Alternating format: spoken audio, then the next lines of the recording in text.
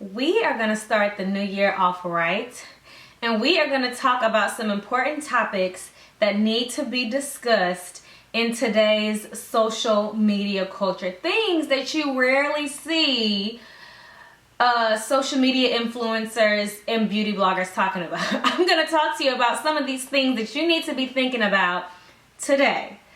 But first things first, I know some of you are going to ask, and let's get into this hair.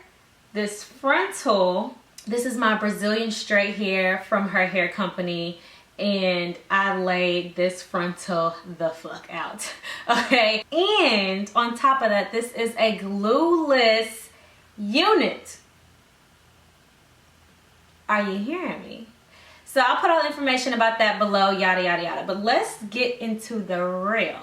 The first topic I want to discuss is insurance. Nobody is talking about what you're going to do about insurance when you become a full-time social influencer or beauty blogger. Typically in corporate America, when you have a job, you are offered insurance through your job. Or if you're under the age of, I think it is 26, you can be on your parents' insurance. If you're married, you can be on your spouse's insurance, and sometimes you can just get a domestic partnership insurance based off if you've been living with your partner for like over a year. But if you are a YouTuber and that's all you are a single YouTuber, you're over the age of 25, those are not options for you. So you need to think about what you're gonna do for health insurance, because it may not be important to you, but it will become important when you need it. And honestly, like, everybody should have health insurance because you never know what's gonna happen. If you get into a car accident, which can happen to anybody, you're gonna need health insurance. So there's options, okay, for health insurance when you're a YouTuber. Let's just be blunt and put it out there that when you go into getting an insurance plan independently, that junk is expensive.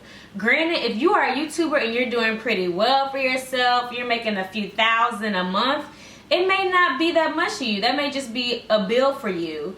But for somebody that's just starting out, you need to keep that in mind, that getting insurance independently outside of through your job is going to be quite expensive for you. And there's another option. You could choose like, I'm pretty healthy, I don't go to the doctor, I just be chilling, I don't need health insurance. Well, for one, that is just a dangerous road to live on, and you're playing with fire. For number two, everybody should get insurance. I mean, it's highway robbery, but this is just the way of the world. You will be penalized when it comes to file taxes if you don't have insurance. So that is the first thing that I wanted to talk about, and that leads me into the second topic. So before we jump into that, please be thinking about what you're gonna do for insurance, okay? Number two, taxes. It is nobody on here telling you that these checks from YouTube are gonna kick your ass in taxes when it's time to file, okay? When I started doing pretty well for myself on YouTube and I filed my taxes and it came back that I owed money while everybody else was getting, you know, these lump sums back, I was hurt. Okay, I'm like, nobody told me that I was gonna have to pay taxes on this money. Yes, you have to pay taxes unless for some reason you have another job and you just end up breaking even or something like that. Now granted, there's ways to get your taxes to come down or even break even. I'll try to find the website to where you can get your taxes down if you are a YouTuber, because it's considered a business. I know if you donate and you keep those, that can get your taxes knocked down. Like, there's ways around it. But if you aren't thinking about these things, it will come back to bite you in the butt. So make sure you are thinking about, oh, taxes. If I'm not doing anything to combat this, I'm gonna owe money and it may kick my ass, okay? So that was number two, taxes. Number 3, retirement. Okay, let's get into this tea. Okay, because nobody's talking about 401k plans when we're discussing YouTube. Now, let's be honest with ourselves. Generations before us, they work for years and years, and they have a 401k or a pension plan. If you don't know these terms, just look it up. It's very easy to get. It's basically money that you're going to get after you've worked for a certain amount of years that you will be able to live off of when you're old. You don't have to work anymore. When you become a full-time YouTuber, unless you are putting money in savings, you're thinking about that long-term life away, you're not saving for your 401k. And I want you all to think about this because, you know, the only thing constant in the world is change. And we don't know if YouTube is going to be as big as it is now, or social media as big as it is now 10 years from now.